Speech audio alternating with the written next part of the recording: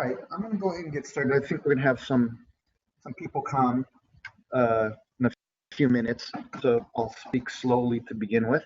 Thank you guys for coming. Hopefully, this will be helpful. We were just Tiffany and I were talking before this, and it seems I don't remember from grad school at all, whether it's master's or doctorate, anybody sitting down with me as an individual or as a group to say, here's how you write a paper.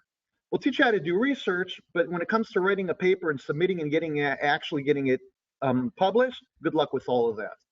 So a few months ago, when we were talking internally in the Data Methods Hub team, they're saying, maybe the first presentation you make, as opposed to actually talking about any particular methods per se, talk about maybe the things that would be help an individual publish. Now, a lot of you have experience in publishing in high-tier journals and maybe lower-tier journals, but the thing is, I'm sure that almost everybody will agree, even with experience in publishing, that it's almost a hit and miss process. You say, all right, okay, last time I submitted, it got accepted, very few comments, everybody seemed to like it, and I'm going to submit it, or I get it now, I get it back, and it's either got rejected or there's a million different comments on it, and you think that doesn't make sense. Or sometimes you get it and you've got 3 reviewers, one of them liked it, one of them said, okay, it moderately like this, but there's a lot of revisions required, and the third one said, no, this is crap, let's just reject it out of hand. And it's like it's a crapshoot to some degree in the review process. So I figured, you know what, this is a topic that everybody can benefit from, and the slides, as a result, we're going to make available. Obviously, we're going to make the audio available too, but I would encourage you sort of on your own as you go through your gain more experience in submitting papers and getting your sort of feedback, add to it. We'll certainly try to do this too, and maybe in a year or 2 years, this thing will be 100 pages long with all the comments that sort of all the things that help and hinder your progress in getting a paper published. But in order to do this, what I basically said, I'm not going to come up with the ideas that aggravate me as a reviewer, because I'm an extreme case. Nearly everything aggravates me. So that's not going to help most of the people. So I'm going to, rather than just me coming up with all those things, because then you'd never get anything published, I'm going to ask colleagues of mine that are chief editors or associate editors or people that either don't fit those 2 criteria or fit those criteria and have a wealth of research experience and have published many a paper. So, and I also didn't want it to all be health service researchers because they have a particular slant, or statisticians. So I tried to choose an array of people. So there's a couple social psychologists, some physicians and health service researchers, and physician/health service researchers, statisticians, not necessarily from biostatisticians, because I said, you know what, we get enough of those. Let's hear from general statisticians as well, and some health economists. So I didn't want to pry and say, well, how many years have you been doing this? But I inferred that it's somewhere in the neighborhood of between 250 and 300 years cumulative research experience that went involved in this. So what I basically asked, I sent an email or called and said, can you just do me a favor? I just want to ask you one question. What is it that irritates you when you get a paper? Whether you're an editor, if you put on your editor's hat, when you're just a reviewer or a grant reviewer as well. Although the slant here is for peer-reviewed papers, but nearly everybody has experience as a reviewer for grants as well. So I said, in any of those cases, there's such an overlap that tell me what those things are, and then. If you want to elaborate, give me bullet points by sections of a paper as well. And it was really interesting because there was a tremendous amount of overlap in the things that irritated people and the things that would, on the other hand, or conversely, sort of say, that sort of, it takes down my shield, my negativity shield, and maybe I'll be a little bit more open to this paper. Even as you start off the process, I don't have a negative bias going into it. There were obviously some outliers, and you can see from some of the comments where some of this, you can definitely see the comments would be from a person that's more statistically oriented. A person's definitely an economist. Show me what's on the right and left-hand side of the model. Somebody that's a sociologist that would say, I need to see the causal pathway. But, you know, having that sort of an array of thoughts actually helps us as health service researchers, because there's no clear-cut definition of what it is that we do. We need to have all of these different views. So the outline of the presentation is, you know, this is a pretty straightforward presentation. I don't have too much song and dancing to do around here. Basically, I said, what are the general issues that are that might not even let you get past the editor? Which certainly that in many cases is a tough bar to breach across, especially the higher tier you go in a journal. Sometimes you can't even make it past the editor. So can we at least get it out to peer review? So what are those kind of things? And that was actually the most enlightening for me, to be honest, because the things that I had sort of said, okay, you know, it's part of the requirements, you know, submit a introduction letter to the editor, and I thought, okay, so I'll write a few lines. As it turns out, that's actually pretty darn important. And then I said, okay, what are the things by section? Because some people do really well in some sections of writing up a paper, and then there's others where it just sort of skate over. And it could be those are the things that you skate over that actually tie the whole paper together. And then I said, okay, rather than just being here all negative, several slides of negativity of all the things you shouldn't do, I sort of then at the end come up with a laundry list by overall and by section of things you should do. So this actually serves as a good as a good guide. All right, general issues, getting past the editor. It's amazing. So I'll also preface this. I'm an associate editor of a journal, so I usually get the stuff from the chief editor. Says, can you just please take a look at this? And it's amazing to me about the amount of papers that I see that right off the bat, it's like, why would you be submitting that here?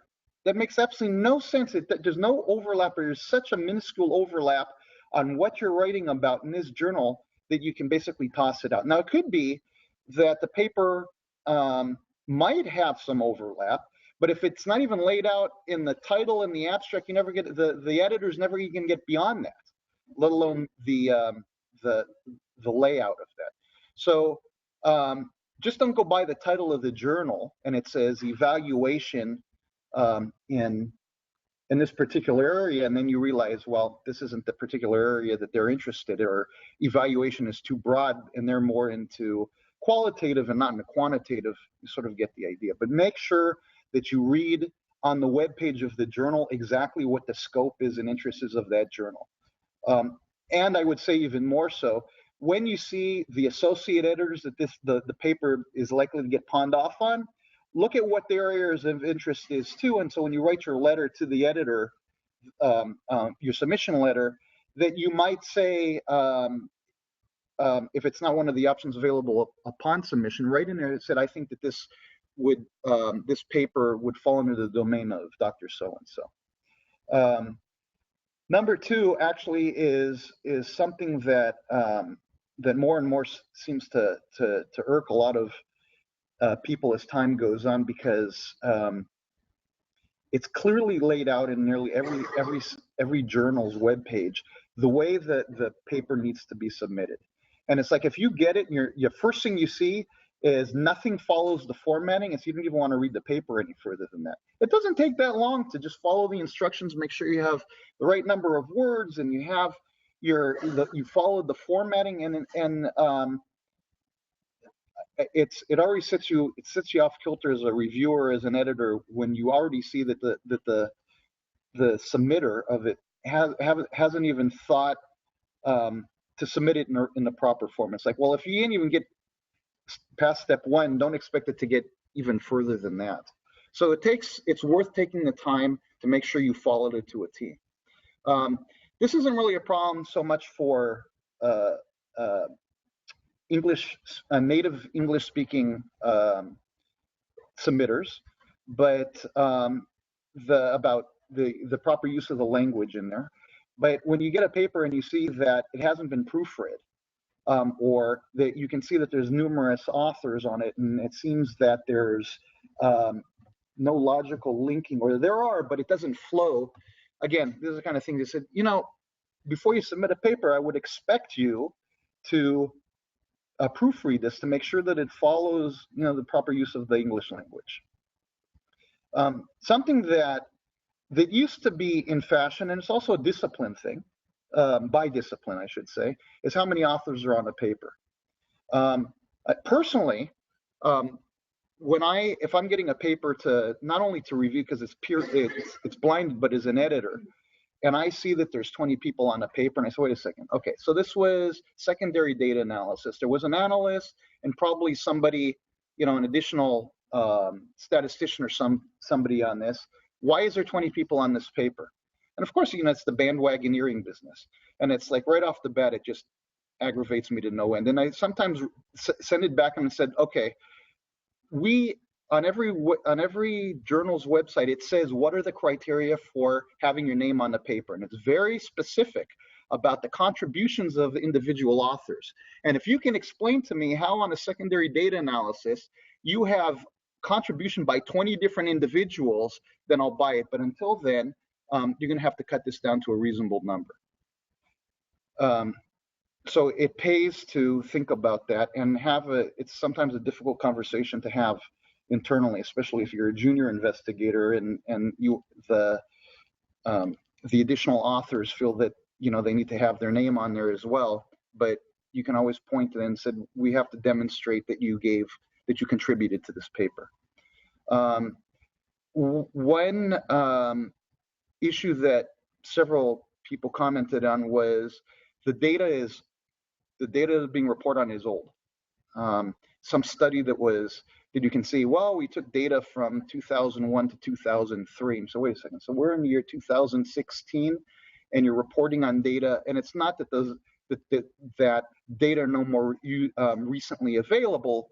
It's that this is an old data that somebody got a hold on, and so the common theme among people that said this was it's probably something that just not got published anywhere else, and they cannot get this published anywhere else, so it end up here.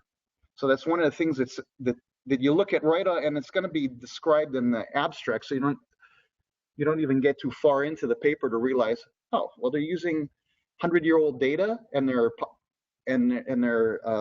pawning it off as being new and innovative. And obviously poorly organized. If you can't even make your way through as a reviewer or as an editor, you can't even figure out how this is laid out. You're not going to get it. You're not even get past the first base. This is somewhat tied to submitting it to the right journal, but you also have to say, is this make sense for the readership? So one of the journals that I review for, I'm on the board, it's called Evaluation of Health Professions. And the truth of the matter, the title doesn't really make much sense. The evaluation and the health professions. And as a result, I'm usually getting papers to review that are the more statistical methods, but I see stuff that my first reaction is, this isn't suitable for this journal. This is there was one that I rejected the other day, partially because it wasn't relevant to the readership, mostly because it wasn't, but it was like we needed to create a new model for making life easier for in medical school, because they're overburdened and they retain very little. I said, well, this seems first and foremost like something that should go to a journal of medical education, first and foremost. But then when I saw the layout that was all over the board, I realized, I bet you that they had probably tried submitting this already to several medical education journals, got it rejected, and that's how they ended up here. So sort of like, these things, I didn't even get very far into reading it because I couldn't figure out how that pertained to the bulk of the readership of this journal. And the layout was so poor that I couldn't even follow it into the abstract. And of course, then it leads into, well, then is this going to be contributing something novel to the literature or not? And obviously, the obvious thing is, obviously, you're not going to accept as an editor, if you're going to give a brief glance and you see that there's so many methodological flaws, even in the description of it, you're not going to even make it beyond that. And here, obviously, this is the last bullet point is something that only an editor would come up with it, because I had never even thought about it. But they have a process that they're going through on receiving papers and how many are in queue, and they report this out to the journal and to the journal's board, and how many are in queue, how many they receive, how many they reject. So if you have a paper that might have been a revise and resubmit, and you sit on it, and then you go back in, and the editor now has to reach back out to those original reviewers to read it again, and they're not going to find it. They say, you know what, I don't want to reread this, and that was 8 months ago. I'm not interested anymore. Then it's going to aggravate the editor, and they say, you know what, you're going to have to resubmit it from scratch as a new, and go through an entire new review process. So these are the kind of things just to get past the editor. Yes.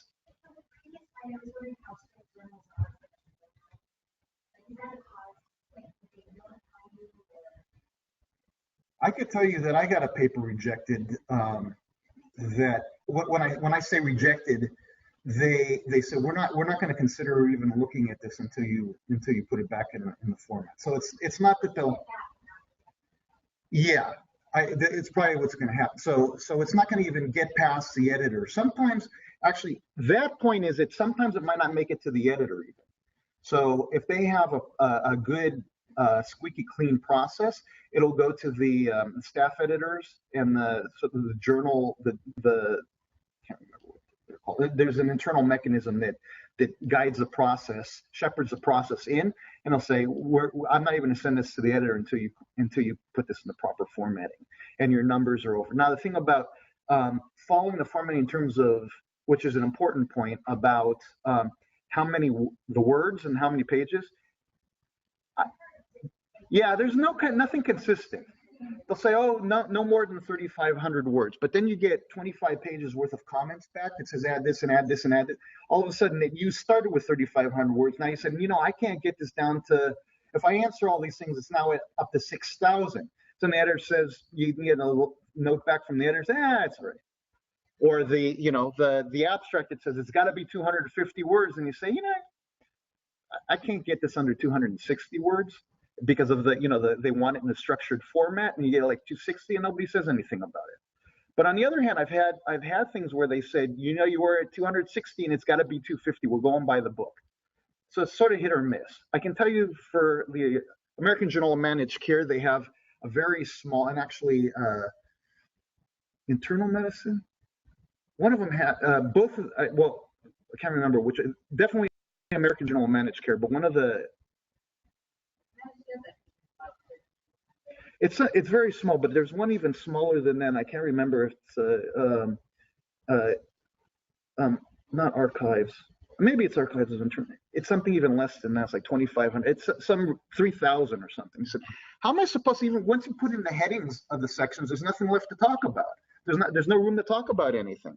But it's amazing how much they negotiate, or they'll give you slack afterwards. So they want you to start by following the rules, and then with the additional comments and iterations that you respond to, all of a sudden it can grow. But it seems like with wording, the number of words and pages is where you have the most flexibility.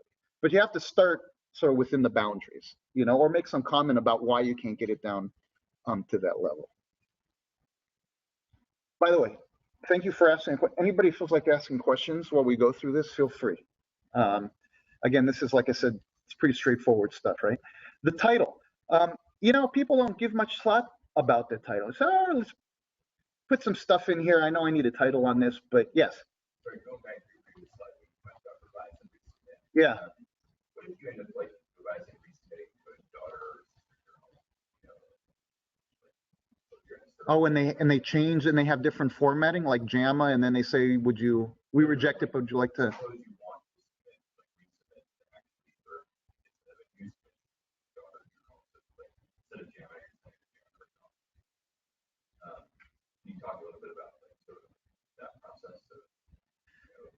Yeah, so I can tell you.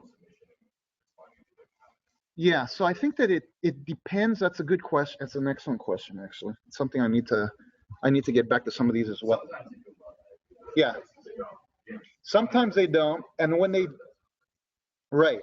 And so some of them, and there's some of them that's not necessarily a daughter like a hierarchical, but there's just sort of like a relationship between journals within the same family, like Wiley or Elsevier or whatever, and they say, we can submit it elsewhere, but they have a different criteria. Usually when it's known that this is a submission that's keeping in the family, then they're a little bit more flexible on the formatting. They might come back to you and say, the formatting and the timeline is okay. We'll let you do it. Here's how we'd want you to reframe this or change this around so that you don't have to cut out everything of your paper in order to fit the criteria, everything.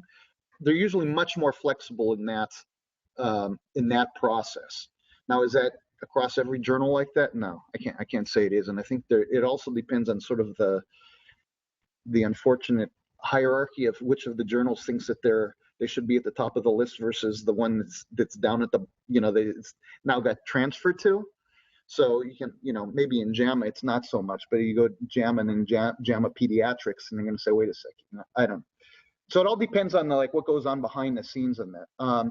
Some of the journals that I'm involved with, and I think I don't remember how many boards I sit on, but 13 or something.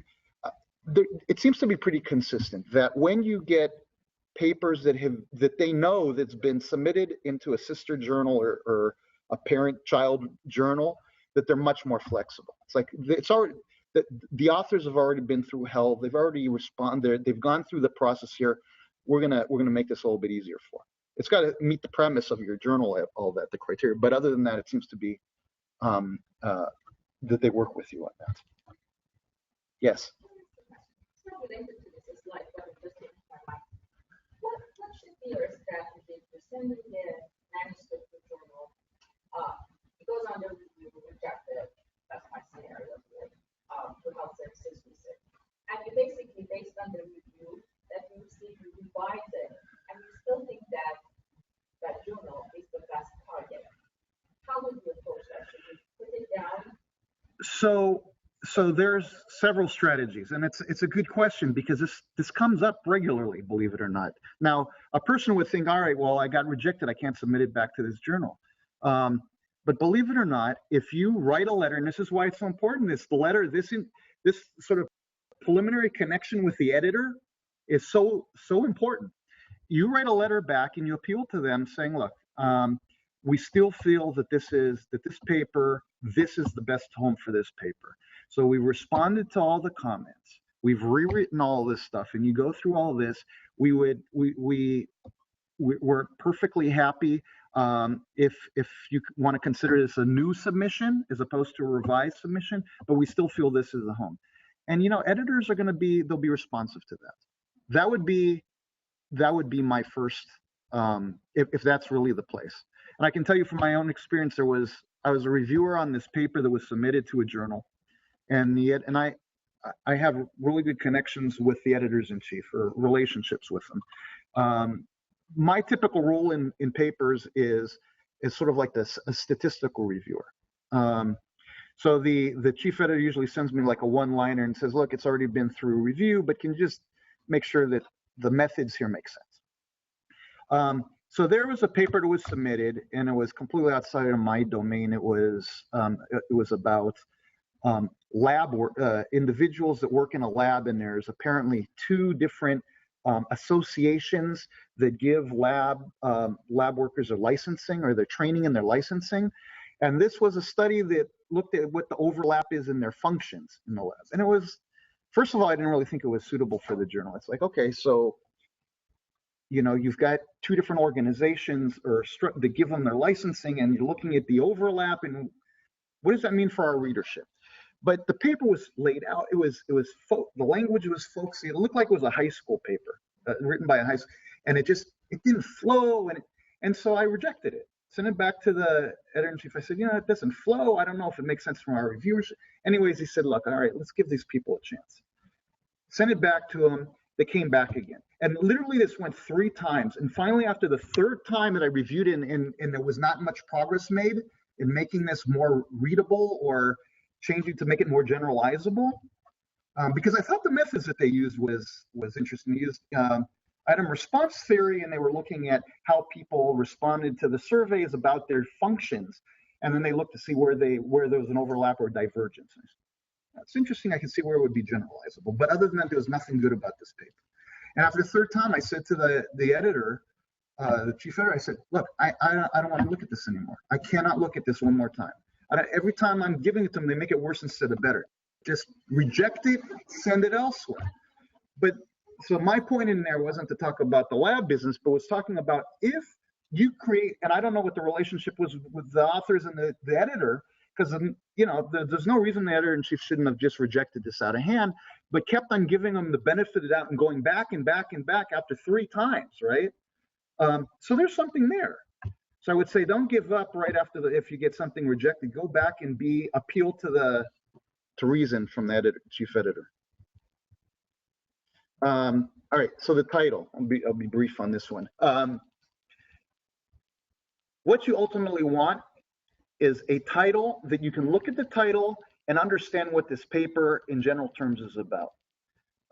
When you have something that goes on for 4 lines and you said by the time you get to the bottom you don't even remember how the title started, or it's misleading by calling it a randomized control trial when it wasn't really, it might have been a stepped wedge, but it's not an RCT exactly. Somebody might push, but call a stepped wedge RCT or a clustered randomized control. You just don't call it an RCT and everybody right off the bat that's going to go and pull this paper up and pull down to read it thinking, oh, this is, high degree of validity because it's an RCT, and you get through and it says, well, it's not really an RCT. We just fooled you in the title.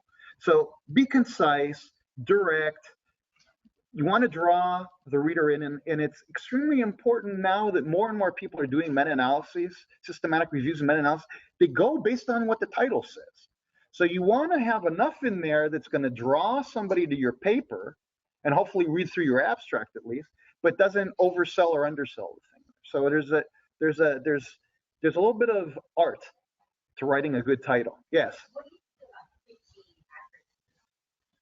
Sometimes it works. I'm the first one to admit I've used it on occasion. I'm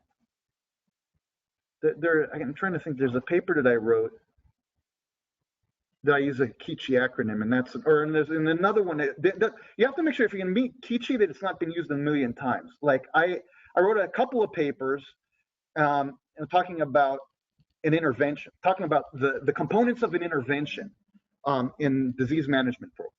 And I said, so disease management program interventions, what's in the black box, right? Because that's pretty Kichi, what's in the black box. As it turns out, there's another few series of papers that's talking about mediation analysis, what's in the black box, and then what's in the black box. So where I thought I was, as being, what's in the black box, it turns out everybody in there, got through, and I have what's in the black box 1 and what's in the black box 2, or what else is in the black box. So if you want to get Kichi, make sure that not everybody's going to end up using the same Kichi phrase as you are. I think I had a title of a paper, something like what's determining disease managed program effectiveness. What's it going to take for DM to save money, or to something like that? What's it going to take? I don't remember, but yeah. So you want to get you can be Kichi as long as it's like, that's clever. All right, the abstract. I can say the same thing about every section in the paper about how important it is, but honest to God, the abstract, as a reviewer, if I can't get past the abstract, I'm not even going to bother reading the rest of the paper. And it didn't used to be like this. I used to give a lot of my time and energies into reading papers, no matter how bad they were. But you realize the busier you are, the more papers you have to review, you sort of create these algorithms in your brain, or what are your points at which you pull the plug? And it comes back to several things. One is following instructions. If you can't write the abstract in the format, and you as a reviewer know what the format's supposed to be, but you see somebody submitting a paper, not following any format, there's no flow to it, you can't figure out what they're writing about. There's acronyms being used with no descriptions of these acronyms. They give you, as like Tiffany pointed out, like one, half a sentence on the results, and the rest is a setup. and setting up to the conclusion and says this is the greatest study that's ever been conducted, and you know everybody should do this. So you look at that, and you know if you can't even spend some time writing an abstract that stands alone, that makes sense, it follows a format, a prescribed format, I'm not reading the rest of this paper. I'm not getting past this. Because this is probably, you know, an indication of what's to come. So spending the time to make sure the abstract can stand on its own and it follows this format, it takes a little bit of time, but it's well worth it. Because you should have the reviewer already, I don't want to say in your back pocket, but you should already have the reviewer thinking, I'm interested in reading this, in reviewing this paper after reading the abstract. Okay. So I'm going to say again, the introduction is pretty darn important. Some people actually, I mean, there's people that have got this down to a science. I'll give you a person's name that if you can pull up any of his probably 5 million papers, Ashish Jha. So he's at Harvard. So this guy knows how to write a paper like nobody's business. But you need to see his introductions. Short, concise, to the point. You cannot find a flaw in an introduction of this guy's paper. So his last name, J-H-A, Ashish, first name. He does a lot of Medicare analysis, and he spits these papers out every Tuesday and Thursday. But if you look at an introduction of his, you will say, I will model my introductions off of every introduction that this guy's ever written. It's got to be concise. It's got to start off why. So if your opening salvo is just nothing more than, here's the state of affairs, and a brief statement, like Medicare has traditionally paid fee for service for this, but now they have moved to bundled payments, and we do not know the ramifications on people's health. Okay, one sentence, that was a little bit of a drawn out sentence, but that kind of a sentence tells me everything I need to know of where we're going. What the problem is, without belaboring this point into 50 pages of an introduction and a literature review. That sets you up. And then from there on, you go from just setting up your section there. So if you can't concisely say what it is the problem is and how do you plan on solving this in this paper, you've lost the reader. And the rest are sort of themes on this, like the messy structure. I don't know where you're stuck. I don't know. By the time you finally say what you're going to do in this paper, I'm already 12 pages into it. I don't understand what your population looks like. Why are you even undertaking this thing? It's got to be concise. Or saying, this has never been done. This is the most novel thing. And you say, wait a second, this is my area of expertise. I know that at least 12 different investigators over the last 30 years have studied this. Why do you think this is so novel? And my first thought is because it's probably a junior investigator that hasn't done a lit review and does not know this area well enough to know that this is a solid area of research already established.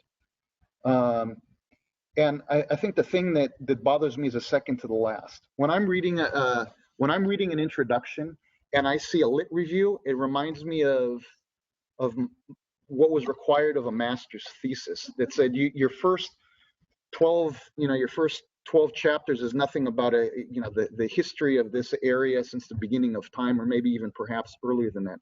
So you have somebody just takes all of that stuff and just throws it into the introduction. Says, as a reader, you don't need that. You basically need to set me up, point me to the relevant research, and I will do, if I don't know this area already, I can find out those important benchmarking papers. But please don't give me an entire lit review in an introduction. Just tell me what this paper's about. And then setting up, it doesn't take long to your last paragraph to say, what do you expect in this paper? What's coming up? The next section is going to discuss the methods, and we use this and this and this. We're going to talk about the data. And just set it up. So now that you've caught the reader, and now they're saying, "Oh, I'm excited to figure out what happens next." Yes. In terms of the introduction, not reading like pieces, I think one of the challenges with writing interdisciplinary work is that sometimes you don't know exactly who your audience is going to be, and so how much do you need to set up and how much background. So my guess is maybe look at other journal articles, other articles to get your cue of how much to set it up. Or... That's an excellent point. that is an excellent point. And I do the same thing when I'm going to submit to a journal I haven't submitted before. The first thing I do is I go up and I pull up the free, well, I do a couple things. Sometimes they say, here's a few free ones, not that we pay for it here, but I start with that. That way I don't have to go internally here and try to download it. But then I also look at, okay, so my paper is reporting on A, B, and C. Let me do a search within this journal for something in that area. See if other people have written about A, B, and C. Make sure I'm not submitting exactly the same kind of a paper that somebody else has already submitted with complete overlap, which would be bad. I should have done that to begin with. But to see how they laid this out, and I can usually end up using that as one of the reference, so that when it gets to the editor, and they, you don't know what editors are doing, but sometimes they might scan the references to see if any of the papers in their own journal have been cited. So if I can throw a couple of citations, relevant citations from that journal in there, I can tell you who really likes that kind of stuff is Health Affairs. So if you, okay, so if, that's even worse. But I can tell you, if you say that, like for Health Affairs, in a prior issue of Health Affairs, blah, blah, blah, it's like, okay, now you've got past that hurdle. So it definitely helps to do that. All right, introduction, methods. So there's two sections of methods, and I don't want to belabor the methods since this is a topic all on its own for an entire day's lecture. But there, and also this highly depends on the discipline where you're coming from. So as a methodologist, I really harp on this, and if you talk to statisticians, they really harp on the methods, right? And if you're a theorist, you might less harp on the methods per se, because all of that should have been described the theory before we got here. In the introduction and the theory and blah, blah, blah, and they don't spend so much. You'll see some of the methods here are, you could probably discern by the comments here of what the discipline is of the person who's contributed these kind of points. I think universally everybody said, listen, you need to have enough details in your methods that somebody new can replicate this. That's universal. Nobody did not say that. The IRB approval, this is important. Some studies of secondary data, you don't necessarily need IRB, but if it is, some people really harp on that, and for good reason. The description of statistical methods and all these things about this and on the next page about the statistical methods sort of fall into general categories. So the description of the methods is important to the degree that if I'm reading that, I know what you did, and I can then go to the same software. I didn't even put that in here. Name the software that you use, because you might get different output from different software. I need to remember to put that in here. But why you use that? I need to be able to follow your logic of why. Not necessarily to say you did it right or wrong, but this might have been a really good idea, and I might want to do this for something else. If I don't know, it means I have to contact the authors. And then I find out that they did a half-baked job, and I realize, oh, all right, I'm gonna cross that off my list. So it's extremely important. It doesn't have to be a 20-page dissertation on methodology, and you can usually say it pretty quickly on the things. We did this, and then we tested to see if this model works by doing that in a citation. And everybody that knows that particular modeling approach will know exactly what you're talking about, but you need to state it. Most journals, I guess, is started because of the word limit, asking you to put the detail of your method in the appendix. Can you get into the code? So yeah, so it depends. I mean, I'm more and more doing that myself, putting stuff in the appendix and tables, because it used to be that you'd only put in like the most important table, and then you'd say here, contact the author if you want to see the other 150 tables.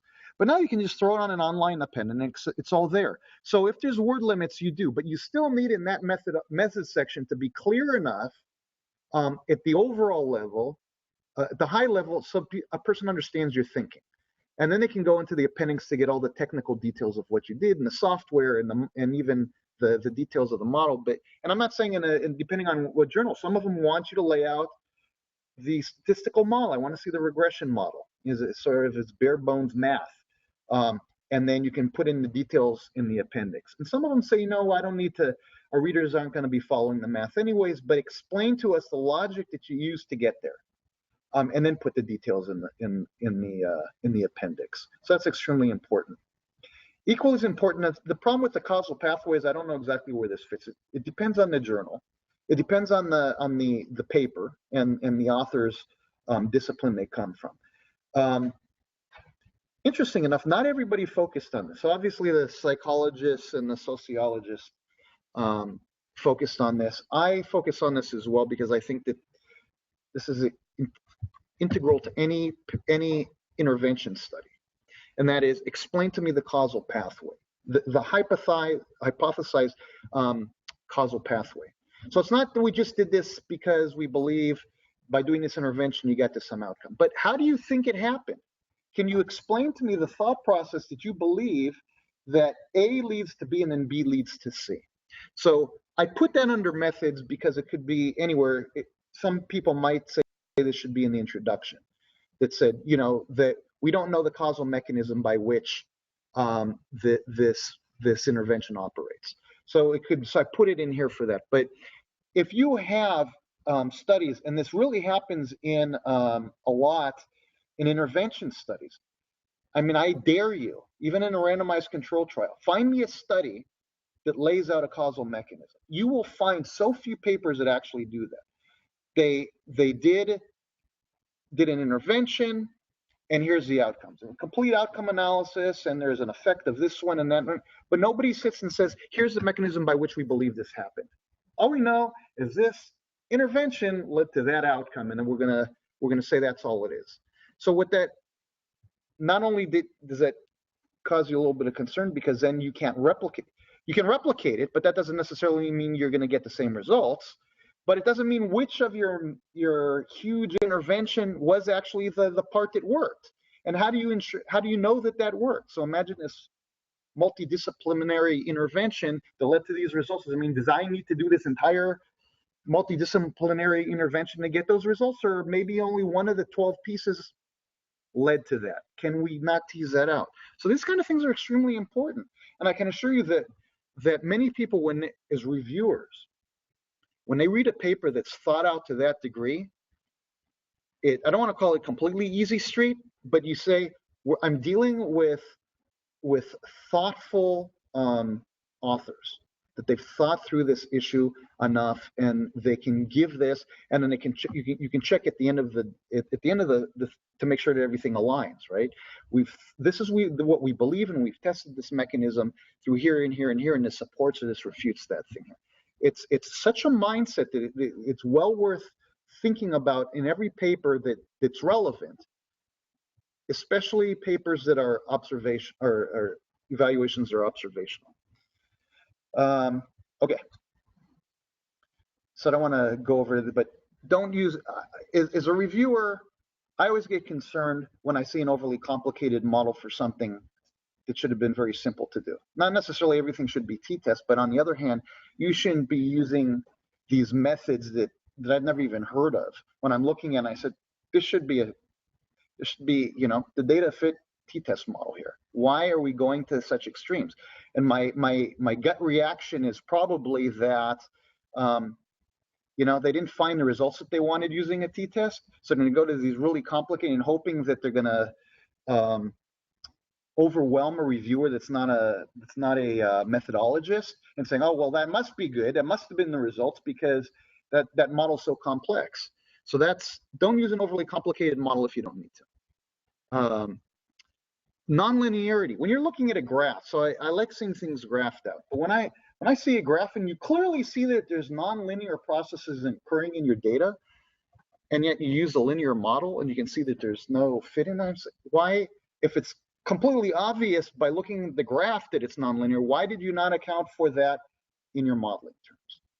Or why did you not go to a nonlinear models? Or why did you not use non-parametric statistics or whatnot? So unfortunately, that happens to be more the norm than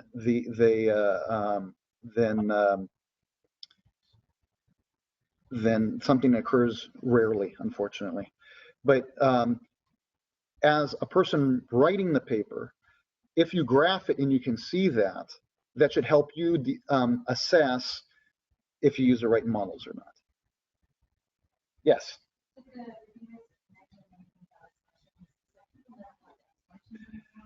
So the reviewers that talked about assumptions were obviously the statisticians and the economists, the health economists, and of course, because economists are all about assumptions, right? Absolutely. So in fact, did I have that here?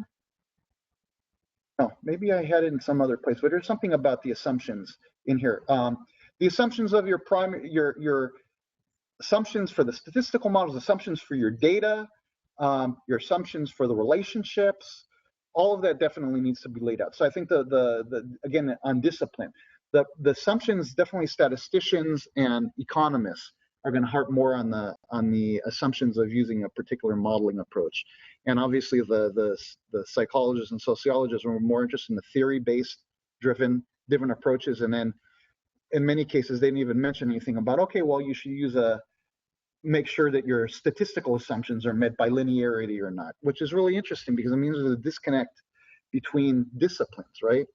So that's a good point, and it's probably a point that people need to think about when they're submitting, what journal they're submitting to, and what your particular discipline you're going after. So if you're going into a new journal that is that you know that you're going to be, this paper is likely to be reviewed by a statistical reviewer, you better make sure that you have your assumptions in there, and that they meet that they meet the models, or your models answer those assumptions. Sensitivity and secondary and sensitivity analysis. Sometimes you see papers that's got 150 analyses performed. You said, why? Why did you do all this stuff? And some, I remember this is like the first day of Statistics 101. It said, if you did your first analysis and you found no effect, stop, right? And yet you will still find, we didn't find an effect at the high level, but then we did all these subgroup analysis, and lo and behold, in this one group, we found an effect. No Bonferroni adjustments, no, nothing. But, oh, we have an effect. And that was somewhat surprising. But in hindsight, we should have known that's the group that there would have been an effect. Well, actually, no. I don't buy it. You shouldn't have done it. Let's move on. So the importance of being able to say, why are you doing sensitivity analysis? Why are you doing secondary analysis? Do you have the sample size and the power for those kind of things? There needs to be some logic here other than just searching enough until I find something I can talk about in this paper. Yes? So are you saying that also in the case of, for example, intervention study, where there was an intention to treat analysis and then the group that actually received the intervention, do you consider that as being like the marketing where you should stop? Well, if you say up front that we did an intent to treat, and so that's the way we designed the study, our study plan, our evaluation plan that we filed before we did this study said we were going to do an intent to treat. We didn't find an effect. If you say we didn't find an effect, however, we wanted to see if the as treated effect, if there was an as treated effect, so we can see if in fact did this work on the average treatment effect on the treated, the average treatment on control, just so we can see did it work in a subgroup. That's fine if you laid that out that way. And in fact, in a lot of randomized control trials, they actually do that. They say, okay, we did. We're looking at the average treatment effect with the intent to treat, but then we wanted to see if there is any effect on those that actually received it, the compliers, the non-compliers, so you can get a sense if you're going to continue this on. You don't completely toss out that's different because that's still within the same general framework. So I'm saying, well, we did the intent to treat. It didn't work overall. So then we look to see if there's an effect by age group, because we anticipated getting masked in the 60 to 62-year-old age group, or the people with the people that. So it's like, okay, come on, in the general you can see these things aren't all that hard for a reviewer to pick up on right off the bat. It says, is this really searching here for stuff? But I think the intent to treat versus as treated is an important.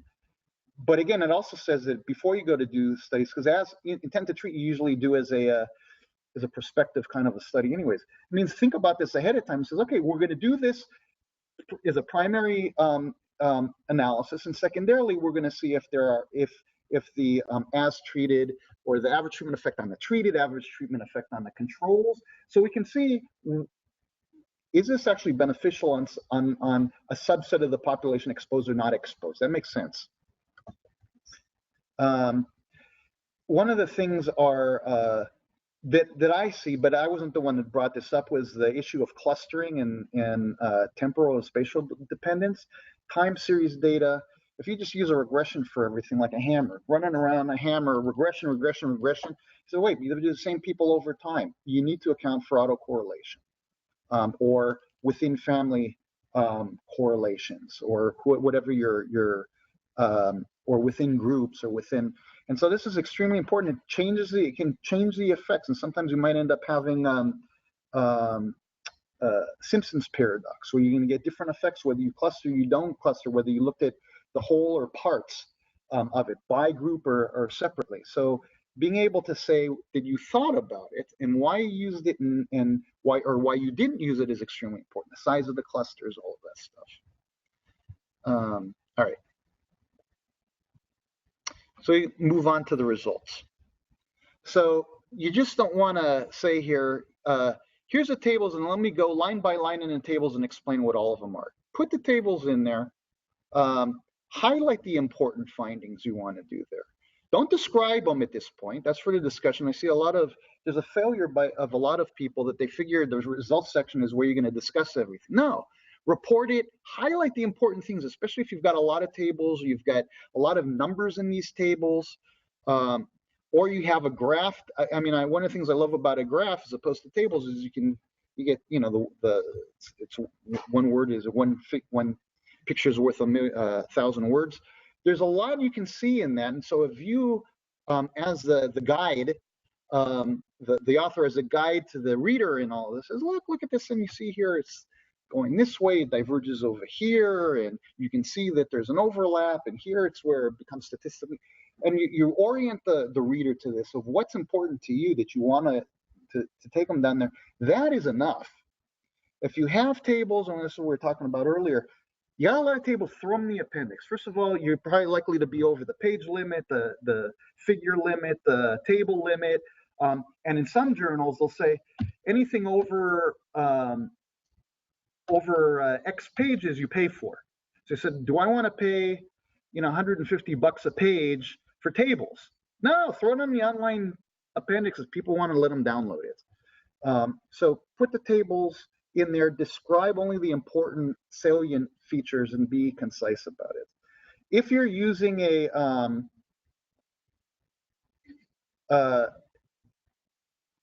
one of the things that really that I harp on as a statistical reviewer is the use of confidence intervals. I think that this is a discipline thing.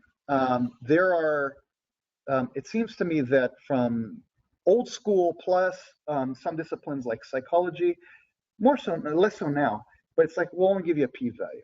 This was significant, and not even that, it was significant to lower than 0.05. It's like, that doesn't tell me anything. You just now created a binary variable for me. Significant, but I don't know the magnitude of that. So when you say, here's the effect, give or take 10%, now I have some sense of what we're talking about here. How much faith or confidence do I have in those results? And so for a lot of health service researchers, we don't even think twice about it. We do this as a matter of course, but sometimes you're going to see just nothing but a table of p-values. Oh, okay.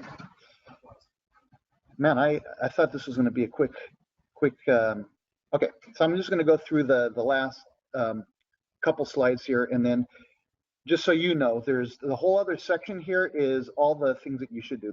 We're going to send this out to everybody here, so you'll have it. The discussion, very briefly, needs to discuss the meaning of those results. This is where you do that, but it needs to have some context. It's not, again, repeating, well, here's what we found in the tables, but what does this mean for this study? But equally as important is, what does this mean for future studies? What does this mean for the healthcare industry? What is this gonna carry through for us, or is this the end of the road? Is this something that now will benefit future research, because this becomes a very meaningful finding. And so you need to be able to give it some place in the universe, and this is where you do that.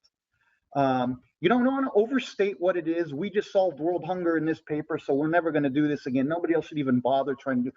But you want to say where its place is in the general literature, and in how can this enlighten other researchers that want to follow up, or for your own research that you want to go on that. Yeah. How much speculation is allowed? When I say speculation, there's things that you usually use in secondary data. You don't have it in your model. So you would say something goes off and down, and you say the plausible reason for this or that. It's really speculation. This or intelligent guess. It is, but I mean, it's got to be rooted in some reality. So if you say, look, we hypothesize, we've given them some thought, we hypothesize that this happened because of this and this is related to that, and you cite a paper or two and said, and there you give it the context. It said these people found something similar and they found this and this, and you say, okay, I'll buy that.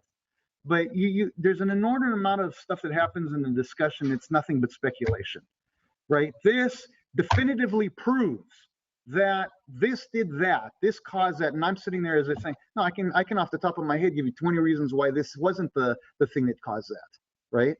But if you say, we were thoughtful about this, well, basically what you want is a thoughtful discussion about your results. And a limitation section is extremely important. It's one of the things I go to right away. Limitations. You don't want the person. You don't want the authors to be overly, beating themselves up by saying, "Oh, we had 50,000 limitations, and we still like our results, but it's probably completely flawed, and you shouldn't even, you come on, give yourselves a little bit of credit. You did, it's a good paper. Of course, there's limitations. Don't kill yourselves, but say what one or two or three. What are the main ones, and how you try to address them, but they're still there, and how maybe a future study would be able to be revised or composed in a way that might have addressed those limitations. And don't badmouth prior research. Well, those guys did, and that was a crap study. Ours is a lot better because that's like that immediately gives you a knee-jerk reaction, especially if you're a reviewer that was on one of those papers, right? This is my area of focus, and they're saying my paper suck. Well, guess what I'm going to do to your paper? And unfortunately, it happens. And of course, closing it with more research is needed. There's nothing more aggravating than seeing that as like the last line. That definitely reminds me of my first my class in my bachelor's degree or something. It says, oh, always say further research is needed. Nobody wants to see that. We know further research is needed. Okay, and then briefly on the references, you don't know who's going to review your paper, but if it's a reviewer that this is their core competency, this is their area of focus for the last 30 years, and they're going to quickly glance to see if their paper was cited and it's not in there, you're screwed. It's like, what am I, tuna fish here? So you get, you get a bad feeling and a negative bias when you see that you feel that you've contributed 30 years of your life to this body of literature, and these authors decided you're not important enough. Well, so you already know where you're going with that, right? So you don't necessarily want to overload the plate with the thing there with a bunch of papers, but if you know that there's a lot of research out there, and you should consider putting more, because you can always take out if the editor comes back and says, we got like a 50 reference maximum. Then you can start weeding those out. But that's already after you get to the past peer review. You don't necessarily want to be parsimonious to begin with and then piss off the reviewers, potential reviewers. And then sometimes if you only have old research and so wait a second, this field has been revised and new disciplines have got into this area since then and have revised this. And so if you've only seen, original papers from 1951, that you're gonna hear about it from the reviewers. And then of course, having too many self-citations. So if you are the person in the field, and there's several fields where there's one or two people that they make up the entire body of literature on there, makes sense. But if there's a entire body of literature and of the entire body of literature we see in your reference section 20 self-citations, you're likely going to get spanked by a review or two on that. All right, I'm going to stop here since I went over. Again, what I did in the rest of these here is I've taken all of those negative terms, I've coalesced, clustered them, and put them in positive statements. And I'd say this might be helpful to you as a guideline when you say, okay, so when I'm writing my submission letter, what do I need to think about having in there, and introduction and everything. And oh, one last thing is on the end here, the consort statement is, I go to that regularly, even if I'm not writing a randomized control trial, because they have laid out repeatedly over time and fine-tuned it, how you should be reporting on RCTs, but it fits nearly everything. And they give you the rationale why you should use this and why you shouldn't use that, and what your tables should look like and what you should report. And then I wrote a paper a while ago, 2005, that was a spin-off on that for observational data. So it's based on the consort, but I said, if you're going to have observational data, here's the things. If you're going to use matching, here's the kind of things you should have if you're going to report matching. If you're going to use this kind of, regression, here's the kind of things that you might want to include. So those are some resources you might want to go to outside of that. And as always, I'm always available if you want to talk about something. All right. Thank you guys for coming.